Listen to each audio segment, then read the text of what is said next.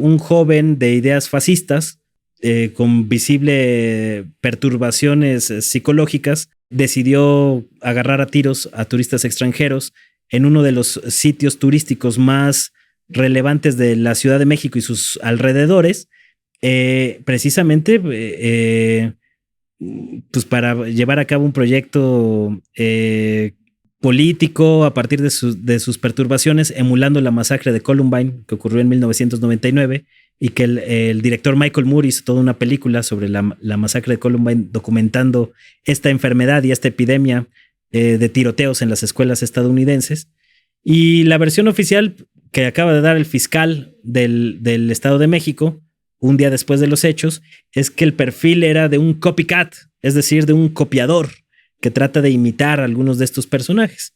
Esa hipótesis me parece que está bien explorarla, que se debe de investigar a fondo, pero yo no descartaría tampoco que podría tratarse de un perfil de alguna operación de control mental tipo MK Ultra, como las que utilizó la CIA a lo largo del siglo XX. Porque digamos, este tipo de mecanismos de control mental, como los que se utilizaron en la operación MK Ultra a lo largo de la Guerra Fría, donde las agencias de inteligencia estadounidenses, como la CIA, otra vez vuelve ahí el vínculo, utilizaban drogas como LSD, descargas con electroshocks, técnicas de manipulación mental para inducir interrogatorios o intervenir a personajes que ni siquiera sabían que estaban siendo intervenidos en operaciones de inteligencia para que los manipularan e hicieran lo que ellos quisieran. Y esta ha sido una táctica muy recurrente por los servicios de inteligencia con los tiradores solitarios. También había sospechas de que Thomas Cook, el joven de 20 años que disparó en contra de Donald Trump en las elecciones presidenciales de 2024, en la campaña presidencial, también pudo haber sido uno de estos elementos MK Ultra. Obviamente la CIA lo negó. Claro. Incluso le preguntaron a la CIA sobre esto y todo lo han tachado como teorías de la conspiración. No es que la CIA vaya a reconocer que sigue utilizando este tipo de mecanismos, pero precisamente para eso son o para eso se usan lamentablemente los servicios de inteligencia desde que se fundaron a finales de la Segunda Guerra Mundial. Entonces es posible, y yo no descartaría, así como no descartaría la hipótesis de que pudiera tratarse un tirador solitario con problemas mentales. A final de cuentas, el capitalismo y la sociedad capitalista es una gran maquinaria que produce enfermos mentales. Y ahí están las estadísticas de cómo han ido a la alza enfermedades mentales como la depresión, la ansiedad, etcétera, etcétera, por las dinámicas propias del capitalismo. Tampoco habría que echar en saco roto la posibilidad de que hubiera habido una intervención de los aparatos de inteligencia que hubieran podido detonar la actuación de un joven como el que vimos en las pirámides de Teotihuacán. Y sobre todo porque en esta época pues, es muy fácil identificar ese tipo de objetivos. Precisamente empresas como Palantir tienen acceso a toda la información de tus redes sociales, a toda la información de tus conversaciones en WhatsApp, claro, etcétera, etcétera. Y es muy fácil identificar por las publicaciones que hacen estas mismas personas objetivos muy concretos que podrían ser utilizados para ser intervenidos y activarlos en un momento dado. De hecho, está el libro de Edward Snowden, que también me parece una lectura muy necesaria para estos tiempos, el libro de Vigilancia Permanente, en donde cuenta cómo él incluso participó en una operación de este tipo, que tenían en una reunión en una embajada extranjera, habían identificado a una persona, a un objetivo al que querían sacarle información, sabían de sus vínculos con sus hijos, a qué escuela iban, los problemas financieros que tenía, las conversaciones con su esposa, y Snowden cuenta cómo fue una de las operaciones de campo que le tocó realizar como parte de su entrenamiento como agente de inteligencia y que se le acercaba junto con otro agente que ya tenía más experiencia en campo, abordaban a esta persona, sabían cuáles eran los problemas que venía arrastrando, coincidían en un bar o en lugares así donde esta persona podía abrirse más y empezaban a sacarle información para fines de inteligencia. Estos son procedimientos y mecanismos muy habituales en lugares como las embajadas, en las reuniones donde hay gente de alto perfil. Pero este mismo tipo de mecanismos tienen otras aplicaciones como generar tiradores solitarios. ¿Y para qué se usa esto? Pues para no dejar huellas, que es más redituable a largo plazo dedicarle más tiempo a este tipo de operaciones de control mental sobre gente fracturada psicológicamente, manipularlos sin que se den cuenta para que hagan lo que les están dictando desde otras vías. Y eso no deja rastros porque, digamos, en una investigación policíaca, como lo dices, ¿no? Va a ser muy difícil que salga eso, ¿no? O sea, necesitas otro tipo de investigación viéndolo ahora sí que con ojos de inteligencia o con ojos de cómo operan las agencias de inteligencia. Porque, digamos, una operación del Ministerio Público convencional no va a dar con este tipo de situaciones. Para eso necesitamos la intervención de otros actores del Estado mexicano. ¿Dónde está el CISEN? ¿Dónde están los aparatos de inteligencia en México? ¿Dónde están el Congreso mexicano? Pues están completamente ausentes y en otras cosas disputándose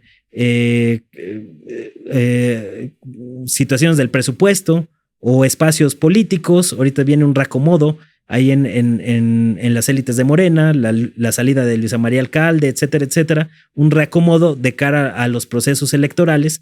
Y pues están más metidos en esa inercia que en tratar de defender los intereses nacionales, ¿no? Con todo y que el tema de la soberanía se usa mucho en las campañas electorales, pero estos son los momentos de ejercer la soberanía de verdad. Sin embargo, pues creo que muchos medios de comunicación por parte de los medios corporativos cercanos al bloque opositor, que históricamente ha sido entreguista, el proyecto de la derecha en México es entregarle el país a los Estados Unidos. Y eso lo seguimos viendo ahora, ¿no? Ahí aplaudiéndole a los agentes de la CIA en el Senado y cosas de esta índole. Y del lado del oficialismo, pues tampoco hay medios de comunicación, periodistas que permitan afianzar narrativas para responderles a los estadounidenses en esta vía, ¿no? Ahí hablaba Caroline Leavitt, la vocera de Trump, de que la presidenta Sheinbaum debería ser más compasiva con los agentes de la CIA muertos, ¿no? Es decir, los de la coalición Epstein hablando de compasión. Imagínate nada más ese despropósito. Y sin embargo, pues otro tema que ya he comentado mucho, pues la política mediática de la 4T, pues no permite responder con la suficiente contundencia. Es muy pobre porque si creen que desde Canal 11 van a poderle responder a toda la maquinaria de la prensa globalista, pues están en un craso error, ¿no? Fíjate que ahorita que tú mencionabas la extracción de información de los usuarios prácticamente, y aquí está mi hermano que me lo va a corroborar. Nosotros conocimos de forma inusual a una persona que trabajó en Google Maps. Ya no trabaja ahí y ahorita trabaja en otra cosa, pero él trabajó muchos años en Google Maps.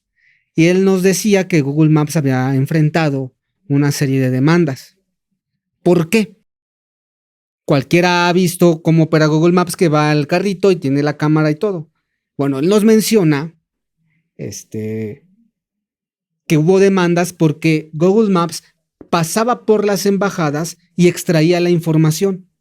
Entonces lo cachan en las embajadas y le dicen, a ver, espérate. Y hacen una investigación y notaron que estaba extrayendo información de las embajadas. Y es por eso que en muchos países hay ciertos sitios que tú no puedes ver porque tiene información sensible y sabían y saben que a través de Google Maps estaban extrayendo esta información. Incluso lo guardaban en discos duros y ya no sabían los trabajadores qué se hacía con esa información, pero nos lo confirmó. Obviamente no podemos decir quién es, pero nos confirmó que eso hacían. Y que todo el tiempo que él estuvo trabajando en Google Maps, porque a él le tocaba revisar todo el tema de los coches, o sea, la logística, que estuvieran bien los autos, que operara. Ya, mandaban al chofer y el chofer simplemente tenía que ir pasando. Pero extraían información directamente de las embajadas.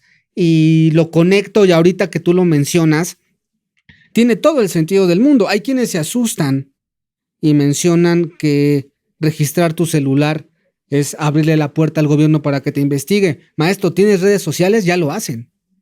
Si tienes teléfono, ya lo hacen. Cuenta de banco, ¿no? Ya lo hacen. O sea, en realidad no tiene o no tenemos de alguna manera escapatoria. Pero me llama la atención que, pues, si lo puede hacer una pequeña agencia, imagínate una maquinaria como Google, ¿no? No, y además a lo mejor no publicarán esos resultados en Google Maps, ¿no? Por supuesto. Pero las agencias de inteligencia estadounidense tienen carta abierta para revisar toda esa información y más. Con un tema de seguridad nacional para ellos, les abre la puerta, ¿no? Que fue precisamente lo que advirtió Edward Snowden. Y de todo ese proceso, pues viene del ataque de las Torres Gemelas el 11 de septiembre, que fue el pretexto para que George Bush Jr. Firmara la Acta Patriótica, la Patriot Act, donde facultaba al gobierno de Estados Unidos a indagar todas tus telecomunicaciones de los ciudadanos en turno por una política de seguridad nacional y lucha contra el terrorismo. Ahí vemos otra vez cómo estas fantasmas del terrorismo, el narcotráfico, se usan sistemáticamente para que Estados Unidos avance en su proyecto autoritario de dominar el mundo. Entonces, no solamente en contra de sus propios ciudadanos, que fue lo que advirtió Edward Snowden en 2013 con las filtraciones que hizo de la NSA, esta agencia estadounidense, porque además, mucha gente no lo sabe, pero además de la CIA, Estados Unidos tiene un sistema de agencias de inteligencia que son alrededor de 13, y una de ellas era la NSA, que era la agencia encargada de vigilarte y de espiarte en tus telecomunicaciones. Ahí salió que pues tenían investigados a políticos de alto nivel, a sus aliados europeos, etcétera, etcétera. Entonces, digamos, ellos tienen acceso a todo lo que pasa por internet, prácticamente, incluyendo conversaciones privadas, incluyendo cosas de otras índoles. Y tú hablando ahorita, mencionando el tema del MK Ultra, pero habrá que llevarlo a nuestros tiempos, ¿no? Conocemos o hemos escuchado hablar seguramente la gente del proyecto MK Ultra, pero en aquellos años no había estas formas de comunicarnos, ¿no? La influencia que se hacía pues era de otra forma, el tipo de propaganda era de otra forma. Ahora a través de las redes sociales, entonces podríamos estar hablando, y me hace todo el sentido del mundo, estamos hablando de un nuevo tipo de MK Ultra o un MK Ultra 2.0 que utiliza ahora las redes sociales. No solamente ya sabe lo que ves, sino ahora te puedo influir con el algoritmo en que tú veas lo que yo quiero que tú veas. Sí, es un nuevo tipo de tecnofascismo digital. O sea, estas técnicas de control mental, pues ahora se implementan en las redes sociodigitales. Y hay antecedentes documentados. El caso de Cambridge Analytica, esta empresa que manipuló a las mensajes o el tipo de contenidos que le aparecía a la gente en Facebook, sobre todo, para manipular resultados electorales la primera vez que entró Trump en las elecciones de 2016. Ese tema pues ya como que muchos no se acuerdan, no fue tan comentado, salvo en algunos pequeños círculos, pero son ese tipo de técnicas de control mental que documentaron durante mucho tiempo y que están poniendo a la práctica de diversas formas, que hoy a lo mejor no estamos del todo enterados, ¿no? Hay muchas cosas que están todavía por descubrirse, pero si ese tipo de prácticas hacían hace 50, 80 años. Sin internet como lo conocemos al menos. Sin internet, ¿qué harán ahora? Y esa es precisamente la coyuntura en la que estamos. Por eso es tan preocupante el control que han logrado acumular a través de la información digital. Y de hecho, para gestionar esos grandes volúmenes de información, es que se le dio un impulso muy grande a la inteligencia artificial. O sea, la inteligencia artificial ha sido impulsada en la última década para administrar esos grandes volúmenes de información, no solamente para maximizar las ganancias de los grandes capitales que están empezando a despedir gente. Hay quien ya habla que estamos entrando a la era del desempleo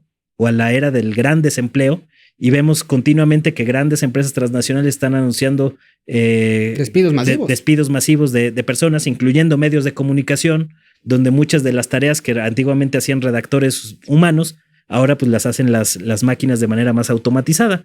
Entonces, todo eso pues es parte del proyecto de dominación imperial que han tratado de implementar. No sé si lo vayan a conseguir. Hay algunas situaciones que hacen pensar que se van a desfondar más rápido de lo que sí, porque no puedes tener tantos frentes abiertos, ¿no? O sea, creo que últimamente sí, todo tu poderío y todo lo que quieras, pero al final tienes frentes abiertos y pues tienes el factor humano todavía, te guste o no. Y que han perdido la narrativa. Y eso también lo demostró Irán. O sea, ¿cómo es posible que la maquinaria propagandística de Occidente Se cae. Acabó siendo derrotada por videos hechos con inteligencia artificial por parte de Irán. Estos videos de Lego, en lo que retrataban y que expresaban de manera muy clara, muy contundente, yo diría hasta simpática, hechos muy lamentables y muy graves que permearon muy fuerte en la población mundial. Pero también por eso hemos visto sistemáticamente que han bajado ese tipo de contenidos de las redes sociodigitales, porque no quieren que el gran público se entere de esas situaciones. El problema aquí, pues es que ya también es una crisis política interna dentro de Estados Unidos. Más de 60% de desaprobación para Trump. Ya también hay un cansancio por parte de la misma población estadounidense, de la misma población israelí que se está pronunciando en contra de Netanyahu y la manera en que los condujeron a la guerra y ahora viven en búnkers, precisamente por la respuesta iraní, y que, digamos, ya Estados Unidos está experimentando el acumulado de muchas de sus fechorías que le están estallando en la cara. Entonces, no va a ser tan fácil que prosperen muchos de estos intentos, pero sí lo van a intentar y lo están intentando en estos momentos. Aquí el problema, pues, es que se van a ensañar con la región donde han ejercido históricamente su dominación, que es América Latina, el Caribe y con países cercanos como México. Y eso es precisamente lo que estamos viendo, y por eso estamos viendo que las agencias estadounidenses no solo pactan con criminales, como hicieron con la entrega del Mayo Zambada, que hasta el día de hoy no han dado una sola explicación sobre el tema, sino que además ahora están pactando con gobiernos estatales de la franja norte del país, precisamente como parte de un proyecto de balcanización para fragmentar y pulverizar México, para empezarnos a meter en estas dinámicas, en estas discusiones de que si se van a separar tal o cual estado. Hace unos años yo lo advertí cuando estaba Gilberto Lozano, este personaje de la cúpula empresarial de Monterrey, abiertamente fascista, el digamos, dirigente de Frena, que durante un tiempo fue muy escandaloso, no tenían capacidad de articulación política, pero era uno de los personajes que ya estaba poniendo sobre la mesa esto de separarse de la República Mexicana. Ha habido otros políticos que para tratar de ganar espacios, pues fomentan este tipo de ideologías. En el estado de Nuevo León, pues es muy recurrente este tipo de situaciones. De hecho, tú vas al Museo del Noreste, ahí al lado de la Macroplaza en Monterrey, o al menos así estaba hace unos años, hace mucho tiempo que no voy, pero hasta hace unos años estaba como esta idea de que los estados de Tamaulipas, Nuevo León y Coahuila, junto con Texas, eran una sola nación y tenían una sola identidad, ¿no? Ese tipo de ideas pues son funcionales a los intereses balcanizadores que están tratando de operar las agencias de Estados Unidos en México y que lo están haciendo en otras regiones como en Alberta, en Canadá, donde también se están operando este tipo de prácticas. La balcanización, Manuel, se da en países, pero también se puede dar en regiones o países. Por ejemplo, el escudo de las Américas. O sea, tú hablas de divide y empieza a desestabilizar. Prácticamente lo que ha hecho Donald Trump es dividir al continente, ¿no? Teniendo a Noboa, teniendo a los Bukele, teniendo a Milei. Hay este proceso también de fragmentación de entrada del continente para tratar de aislar tanto a México como a Brasil y Colombia. También pues se está llevando a cabo una operación, no sé si decirlo, de balcanización de la región.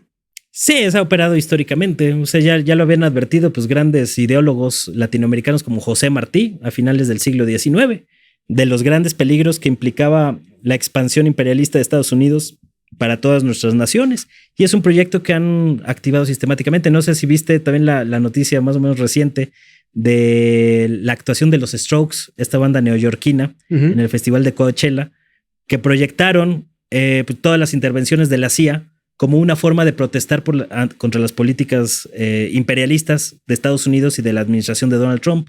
Pues en ese collage que fue notorio, porque digamos no es común que una banda tan mainstream haga este tipo de pronunciamientos y actos políticos tan contundentes, pues ahí podías ver una colección de intervenciones estadounidenses de la CIA en América Latina y en otras regiones del mundo como África, y precisamente a eso es a lo que no le están midiendo acertadamente, ¿no? Que dentro de Estados Unidos ya también hay un cansancio, hay una resistencia, los precios de los alquileres en las grandes ciudades estadounidenses están por los cielos, igual que en la Ciudad de México, y eso está empezando a generar también resistencias dentro de estas sedes del imperio.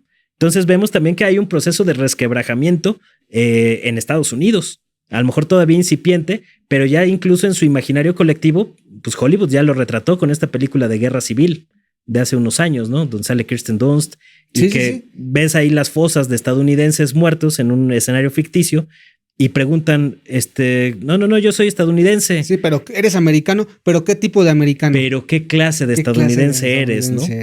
Esa visión ya está implícita en el imaginario colectivo de los estadounidenses. Y cuando vemos pronunciamientos como ha habido intentos o llamados separatistas en California, sobre todo, ahora que las redadas del ICE tensaron mucho la situación, aunque se ha venido suavizando un poco, entre comillas, en los últimos meses, a pesar de que en el caso de México hay más de 14 mexicanos fallecidos en manos del ICE, en algo que debería ser un escándalo internacional de derechos humanos, pero las organizaciones de derechos humanos no se fijan en eso. Pero ¿qué tal están poniendo atención con el tema de los desaparecidos en México? Sí, ojalá que el caso de los connacionales muertos a manos de Estados Unidos tuviera la misma visibilidad y la misma proyección que tiene, por ejemplo, el tema de los desaparecidos en México. No lo tiene porque en el caso de los desaparecidos, a pesar de que es una gran crisis humanitaria, junto con todo el proceso de violencia, se ha utilizado políticamente por parte de los grupos opositores y de derecha para tratar de generar ruido en contra de las políticas del gobierno mexicano y de la 4T. No digo que no existan los casos de desaparecidos, son muy lamentables. A mí me ha tocado entrevistar colectivos de desaparecidos, etcétera, etcétera. Son historias desgarradoras, pero se utilizan de manera muy maniquea, muy manipulada para influir en la discusión política y sistemáticamente favorecer los intereses de Estados Unidos, porque aquí esos mismos grupos de derechos humanos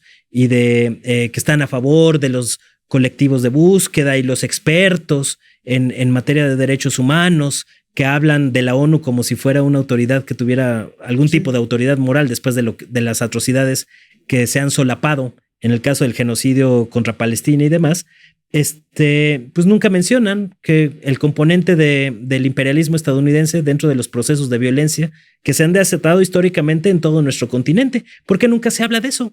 Simplemente se habla y se responsabiliza a los gobiernos nacionales, que es parte de esta campaña imperial. Por eso vemos que organizaciones de derechos humanos como Human Rights Watch, la misma Amnistía Internacional, entre otras, pues son muy funcionales a los proyectos imperiales estadounidenses y por eso durante mucho tiempo recibieron financiamiento de USAID, es decir, del brazo económico de la CIA, porque les eran muy funcionales a la hora de echar a andar, enardecer a las poblaciones locales para fragmentarlos, para pulverizarlos y para imponer a gobiernos títere, caso que ocurrió en Ucrania. La situación de Ucrania hoy pues no es nada más por la guerra contra Rusia, sino se fue gestando durante mucho tiempo porque Estados Unidos lo utilizó como un laboratorio de pruebas para librar una guerra proxy en contra de Rusia, pero también lo han utilizado como hub para administrar y para entrenar grupos paramilitares en todo el mundo. Por eso vemos hoy, el año pasado, en 2025, pues ahí abiertamente células de mercenarios colombianos entrenados en Ucrania que estaban entrenando al Cártel Jalisco Nueva Generación para el uso de drones. ¿Quién mueve a todos estos mercenarios colombianos? ¿Cómo los recluta el Cártel Jalisco Nueva Generación desde Ucrania? Pues hay agencias de seguridad que son fachada de la CIA que están moviendo a muchos de estos grupos. Y lo mismo estamos viendo en la región de Medio Oriente. Ahorita el títere Volodymyr Zelensky, el que está como presidente títere en funciones en Ucrania, pues está revendiendo mucho del arsenal que le han hecho llegar sus aliados europeos para otros países de Medio Oriente.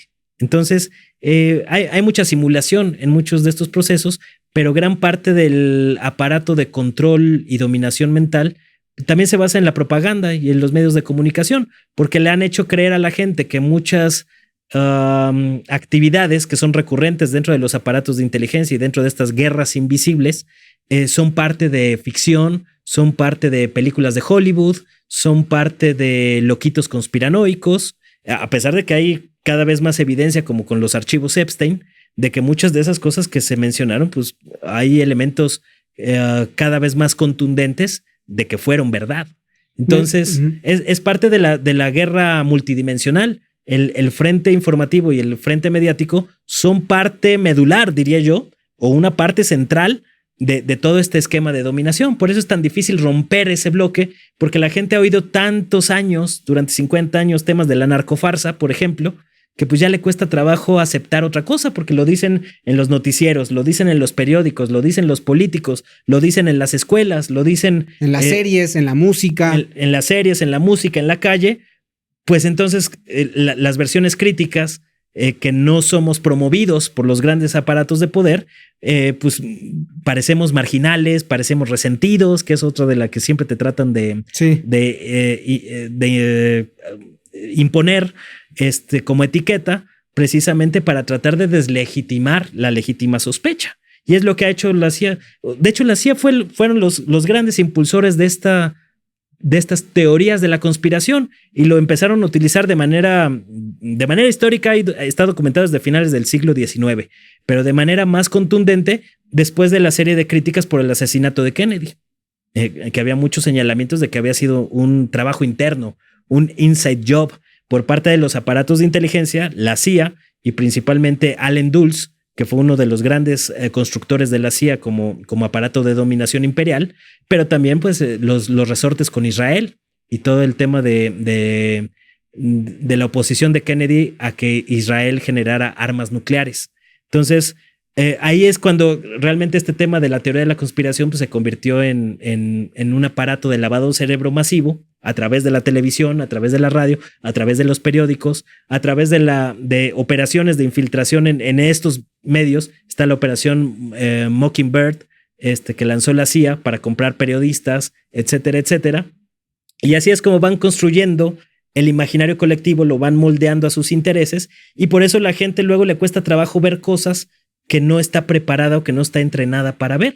Por eso cuando uno señala que, oigan, esperen un momento, es posible, no digo que así lo sea, hay que investigar más a fondo, pero es posible y existe la posibilidad de que lo que vimos en Teotihuacán sea parte de una operación tipo MK Ultra, está documentado, pero parte de esta maquinaria de lavado de cerebro, pues te hace creer que eso no es siquiera posible. Está lejos de cualquier posibilidad. Sí. Y es más fácil creer que fue un loquito aislado. Discurso de odio, que ahorita está como de moda. Es que el discurso de odio. Cuando al mismo tiempo, pues ellos han fomentado y programado masivamente esos discursos de odio a través de la manipulación de las redes sociodigitales, a través de empresas como Palantir, que ya en un nivel de descaro, pues uno de los fundadores de Palantir, Peter Thiel, pues ya habla abiertamente del anticristo, ¿no? Y de una serie de situaciones que evidencian la mentalidad detrás de este tecnofascismo que controla buena parte del contenido que la gente está consumiendo. Por eso pláticas como la que estamos teniendo tú y yo ahorita, pues son sistemáticamente restringidas en redes sociodigitales.